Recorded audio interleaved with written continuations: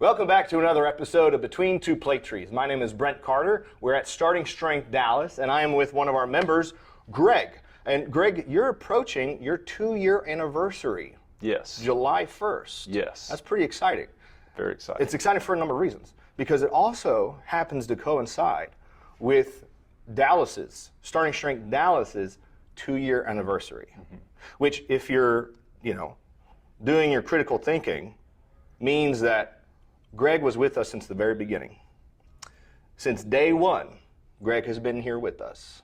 That's right. 2 years later, that's right. Greg is, we just can't get rid of the guy. I got the notice in my email that y'all were going live, and I pulled my credit card out, and it was like within a couple of minutes I signed up. That's right. I mean, that's what happened. We spoke over the phone, right, before we launched the pre-sales, and I said, okay, listen, if you want to do this, then when I put it out there that it's open, then jump on it, because there's only so many training spots we have available per session. And in fact, the majority of our classes now at the Dallas location are waiting list only. And the Plano gym that we just opened up a couple months ago is headed that direction too, with a couple of sessions that are waiting list only. That's great. But you jumped on it, man. I did. You were the first 4 members to sign up. I did. I was committed. That was a good feeling to me, to know that we're creating something, because this was the second gym to open in the whole franchise company. So we didn't really, we had the idea that this was going to work, but we didn't have yet proof of concept. Well, it was just a complete leap of faith for me too. I mean, it was a total leap of faith. Yeah. So. Because back then, we didn't have any introductory offers. No. So when you pulled out your credit card, you committed to your intro session. That's right. And your first month up front for a gym that hadn't even been open yet. That's right. For a franchise that I don't even know if the Austin gym was open by the time you signed up. I'm not even sure. I don't know. So what gave you that much faith in this? What it really was seeing Brett on Art of Manliness. And when I saw him after 2 years pull a 600-pound deadlift, and he looks like just such an ordinary guy. I since learned that he's not, but at the time he looked like such an ordinary guy. I said, wow, if they can do that, and I thought, I want to do that too. And I've been trying, since my early 20s to get strong. And I've tried one thing after another, and and it would just go. It would always go a little bit, and then it would just plateau. And my wife tells me I'm very arrogant, and I just thought I could figure this out. And I would occasionally ask for coaching, and it was, do this. There was no step-by-step thing. They would just say a little thing that didn't work, and it wasn't helpful. And so I was just, stuck. I still wanted to get strong, but I tried everything.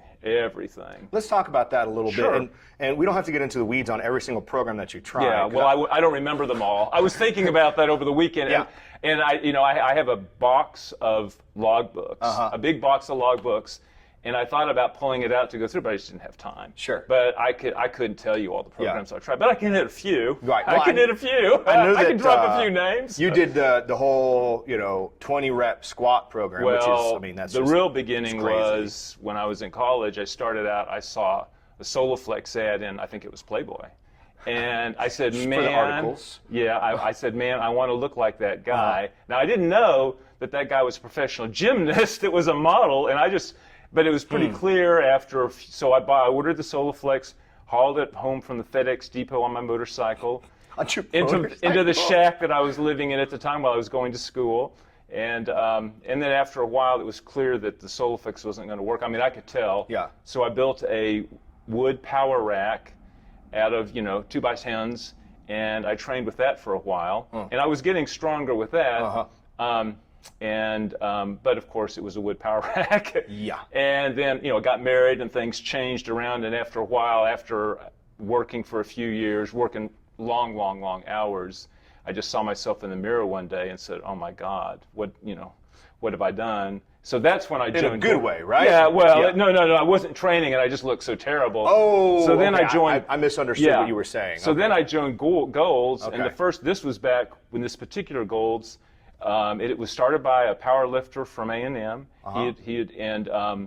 the first day it was so intimidating walking in there, with this, they had chalk in the back, they had a blackboard on the wall with people's PRs. There's huge guys walking around. Right. It was so intimidating, but I really wanted to do something, so I just hung in there, and eventually, I started to get stronger, but again, I was just training myself, reading Muscle and Fitness, reading various magazines, trying to, and then gradually, I was a member for 20 years.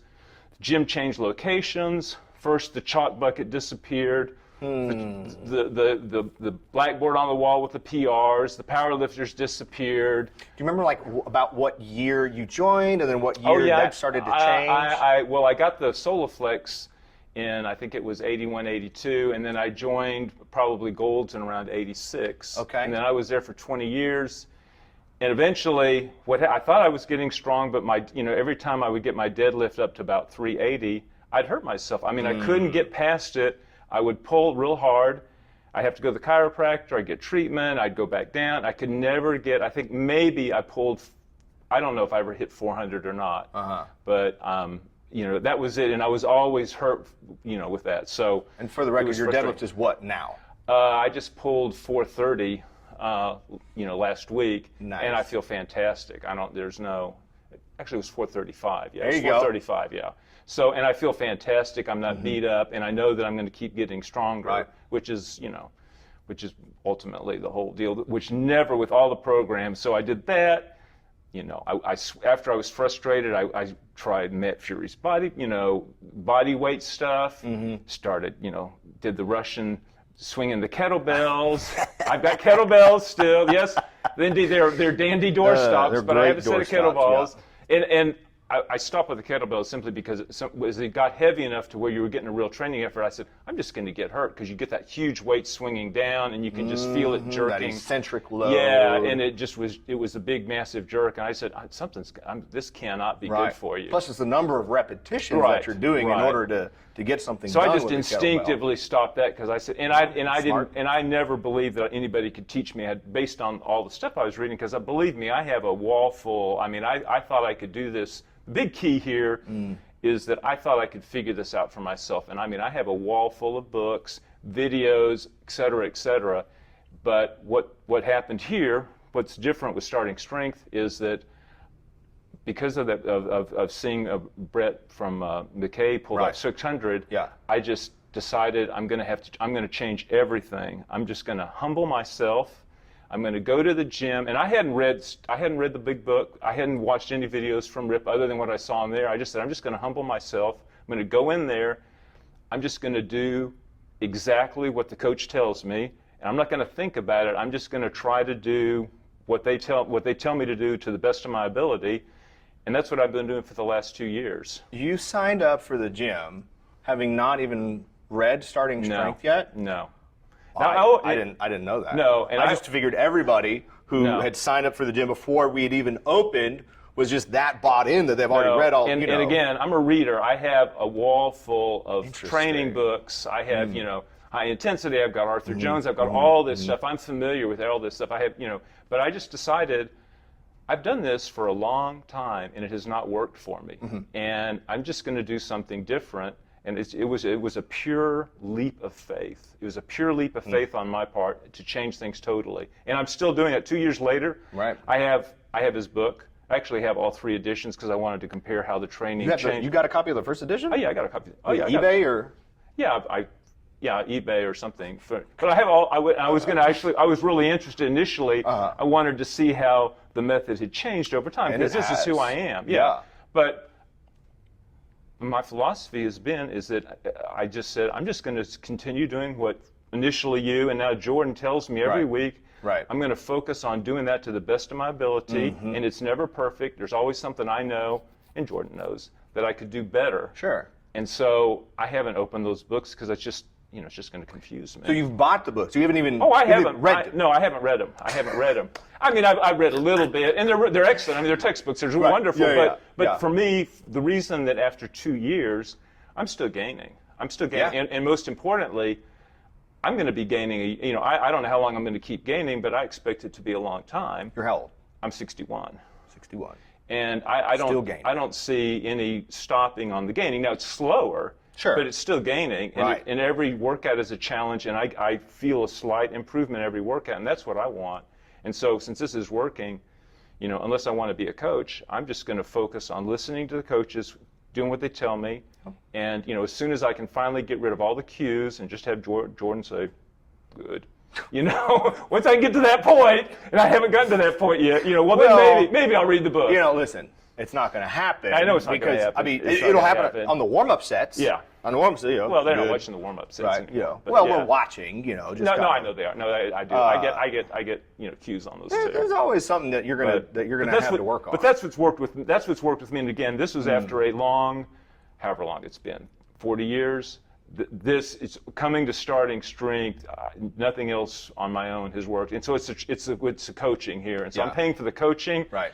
The racks and all the camaraderie, right? But that's what's working, and it's continued to work, and I have, and it's just that knowing I'm going to be a little bit stronger week in, week out, or I'm on a 3-week cycle now, and that's what I'm so happy about. I make it's just like going to having class. You don't miss class, so I don't miss my workouts. No, he doesn't. I pulled the numbers, and Greg is among the top 3 most compliant, consistent lifters. Yeah. And if you want to make progress, just like in many things, like dieting or saving money for your financial future, lifting weights, the same thing. The most accurate predictor of success is compliance and consistency. Right. Far more than just even natural talent. Now listen, Greg is clearly a different kind of human being, okay? Odds are you are not like Greg, okay? Remember. Fortunately. But the guy picked up solo flex on the back of his motorcycle, and then when that wasn't working, built a wooden platform, a wooden squat rack, rather, and continued to accumulate knowledge and methodologies and still wasn't satisfied. Odds are you're not like Greg, okay? And yet, here's a person who has decided that, you know what? I'm going to put somebody else in the driver's seat. That's right. And for the past 2 whole years, that has been working for you. That's exactly right. So much to the extent that you've now got your daughter training at the gym. Yeah. And your mother. My mother's training, yeah. She's 87 now? 86. 86. Yeah. And she's training now in Plano. At the Plano gym. Yeah. And she's going today. She called me on the phone, and she left her shoes. She couldn't find any shoes used, but she's going up there today. I mean, she would have just got done. Yeah. Good, just in time for the rain to start. And it probably, and actually for my mother, this is probably, as much as the satisfaction I get out of being stronger, this has made the most difference for my 86-year-old mother, because she was being told by the physical therapist, and she's fallen a couple of times, and they were saying, well, Miss Moores, maybe it's time for a walker, and of course she doesn't want a walker. Who would? And so I said, maybe you should go to, I can't remember what the deal was, but eventually I got her into starting strength. That's right. And as soon as she was training, and you guys got her up to rack pulling 135. We did. It was amazing, the improvement in her balance, and she was no longer tottering. She was confident.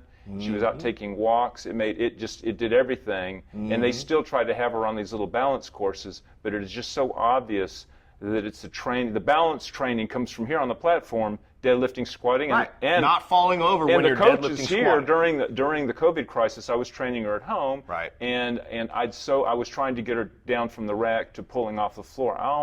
We almost got there, but she has a lot of trouble in her shoulders, and I had her benching.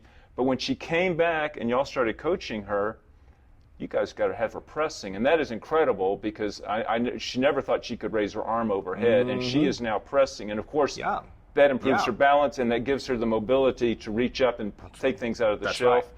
So the quality of life, and she recognizes this, but the quality of life for her is probably far greater than what it's done for me, and it's just personally the satisfaction out of getting stronger every week is incredible for me. Very cool. But it's really done a whole lot more for her, and it's the same method, it's just altered. Same approach. Same principles, the same method, but just completely structured differently to suit her. And I can see that. I can see that when I'm training in here. Yeah. You can see the tremendous range of physical ability people, but everyone gets stronger, and everyone is improving. week to week, except occasionally somebody, doesn't make it to class frequently enough and doesn't, isn't really listening to the coach. But that is extremely rare. But everybody's improving and getting stronger. And I haven't, everybody occasionally a little very minor tweak, but nothing. That happens too. And that happens too. But again, outside of the gym. But again, when I was lifting heavy, I had to go to the chiropractor, and and of course it just was a big setback. And I haven't had any of that, which has been incredible. That's good, man, because that's additional. Obviously there's the impact that kind of thing can happen on your day-to-day life. Yeah. Like you might avoid movements or situations or something like that because you're in pain. But then, and on top of that, the cost of going to a chiropractor when those kinds of things happen. But the thing is, people will look at you and say, this guy's crazy. He's spending 10 times per month what it would cost to go to the gym down the street. Of course, if you were going to 24-hour. Now, before we came here, my mother, I had got her going to, it was 24-hour, and she had a personal trainer, and she was spending, I think it was like $700 or $800 a month. Guys, pay attention. Yeah, she was spending $700 to $800, and I thought it was worth it to get her lifting. Sure. But they weren't getting they were getting the same results that I got for those 20 or 30 years of making no progress, and she was paying $800 a month. And the guy was real nice, and he had his CSCE. He was all, he'd been to college, he had all the right credentials, but she was not making any progress. And now, I imagine he was shocked that she's actually deadlifting. I think she's deadlifting off the floor now, but that she was still doing that pull and press. He'd be completely amazed. We had her pulling from the floor prior to the COVID stuff. I thought you did. Just a little bit. Yeah. And then, all. Right, it's all gone. You have to work up on that. So, from a cost value perspective, when it comes to getting a professional barbell coach, when you're at a starting strength gym, that's exactly what you're getting. Exactly. Versus the standard fitness industry model, which is personal trainer. Right. Maybe, probably. When I was going to Gold's, there was a couple of personal trainers that I was real friendly with them. Sure. And I watched them training their clients, but I didn't see their clients getting any stronger. I didn't see any improvement.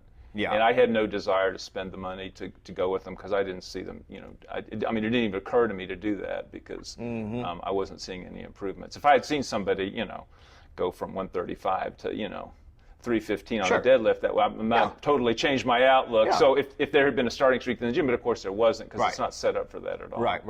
It's not set up for that. The members at those big box gyms aren't typically interested in doing this methodology for That's a whole can of worms that we can save for another day. I know we're pushing on time here, but I wanted to quickly talk about the experience that you had recently at Wichita Falls. Oh. That was, you stepped up on a platform. That's right. And you participated in the strength lifting meet. Yeah. And not only did you participate, but your daughter did too. Yeah. It was so tell much me about fun. that. Well, first of all, I was extremely nervous. I'd never been to one of these meets. So we drove up. We were it was a 2.5-hour drive. We had to get up early. It was just on the edge of getting a hotel versus driving. Yeah. We decided to drive. So I was just I was incredibly nervous when we got up there, didn't know what to expect. There were familiar faces because I watched them starting strength. I could see all the familiar faces there. And we got in, got the T-shirt, which from the meet, but it was so much fun. After the first lift, now I was extremely nervous until we got to the first lift, but once I settled down and saw how the meet ran and got the first lift in, completed the first lift, then... You mean the first attempt on the first squat? Attempt, yeah. Once I completed the first attempt on the squat, then I started to settle down, and it was just... It was so much fun, and the most important thing was that it's so focused on the build up to it, and Jordan was great. He tapered me, and we just switched over to training for the meet for the last 6 weeks before the meet. Right. But it still wasn't the meet, but it just really focused my training so much because I'm focused already. I'm really focused. But yes, you are. Thinking about going to the meet and wanting to lift a lot of weight and not wanting to get red lighted. It just made every workout that much more meaningful, coming up to it thinking I got to do this. And so anyway, it was a tremendous experience. Everybody was you met all sorts of new people, everyone was uniformly friendly. It was a wonderful, wonderful experience, and I try to encourage the members here to sign up and go to it. I say it's just great, and it doesn't matter. Next one's October. Yeah, it doesn't matter how much you can lift, because there's going to be people a lot stronger than you. There's going to be people weaker than you. That's right. But you'll probably lift the heaviest you can at the meet. It's just really satisfying, and it's just fun. And so I'm looking forward to the one in the fall. I'm nervous already about it. I'm real nervous. You already signed up, right? I've already signed up. Okay, yeah, good. I've signed I'm up. pretty sure it's sold out. Yeah, now. but I'm looking forward to it. But I'm still nervous. I'm sure I'll be nervous getting up there. That's okay. You have to be. Yeah. It's performance anxiety. It's like a little nervous excitement. It's performance anxiety. Yeah. Now, what's it been like as a father, seeing your daughter get strong? Because this is the first time she's ever tried any like barbell training, right? And we did when both my kids, we did swim. We went to tons of they were swim on the swim team, so we did a lot of swim meets and did all this when they were growing up, and we did karate together as a family too. But I don't know. It was just. It was great. Of course, she's an adult, so she goes her own way. But she enjoyed it. And it was really fun being there with my daughter. I really enjoyed it, and it's nice being there with your adult daughter and just having a great time. Very cool. And we had a great time. Excellent. So, and it really kind of pulls the whole lifting together to go to a meet. So I think it's important to try to go to a meet once a year somewhere. Yeah. I think it just adds more meaning to it. 100%. Especially, again, you've been training with us since day one, since July 1st of 2019. In fact, when we opened our doors, we opened the doors with 30 members. We're now at a little over 90. Oh, great. With most of our sessions being full. And of those 30 members, we still have 15. Oh, good. You being one of them. All right. That's, for a 2-year time period, 50% retention is really good. Yeah. Usually it's closer to 50% retention at 6 months.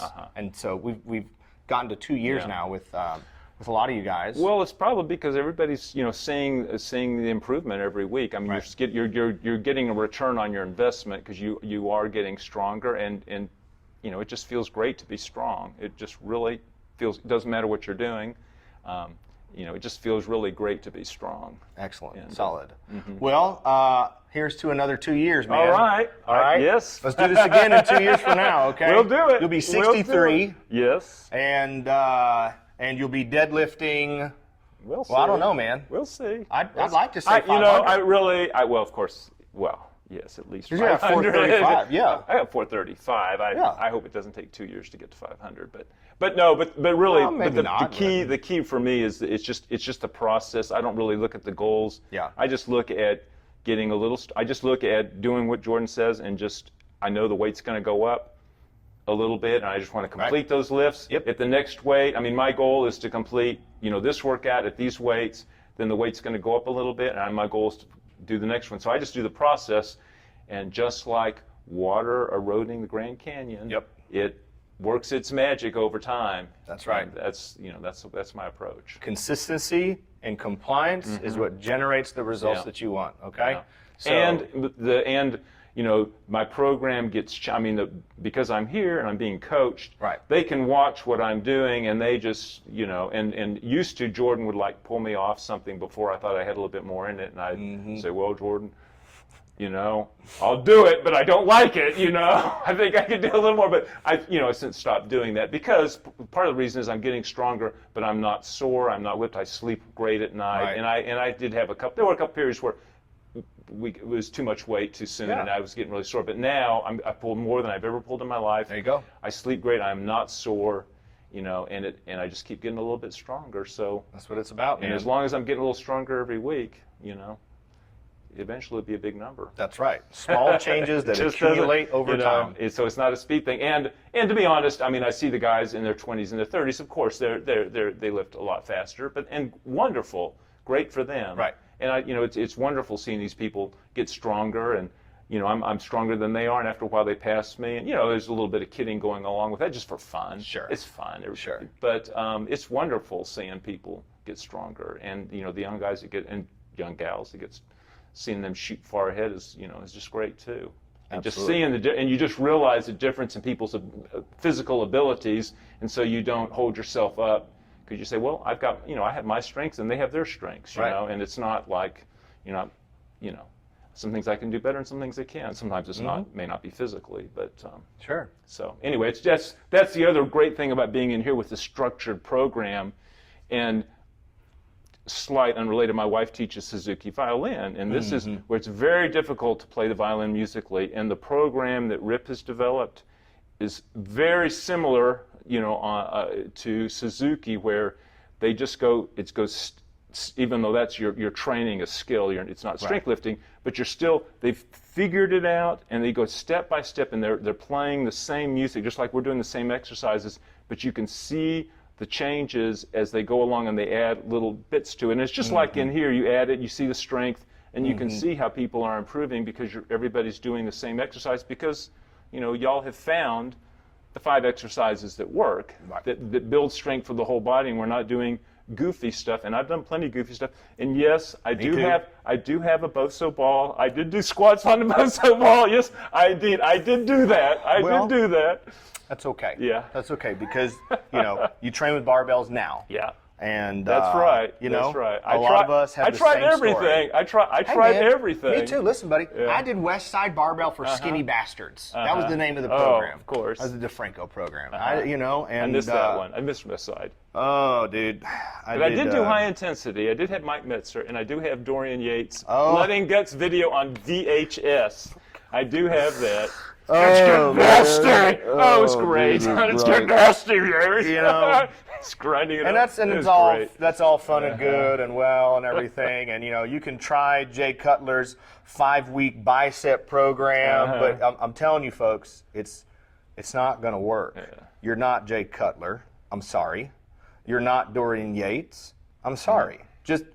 Why don't you just get your squat up and get your deadlift up and get your bench and get your press up and let's see what you look like. Yeah. I promise you'll look stronger. I promise you will be stronger. You will feel stronger, and you're going to like the outcome. Yeah, and who knows what just ask Greg. That's right. And who knows what those guys would have been if they'd been doing starting strength. But of course, they're bodybuilding. It's all different.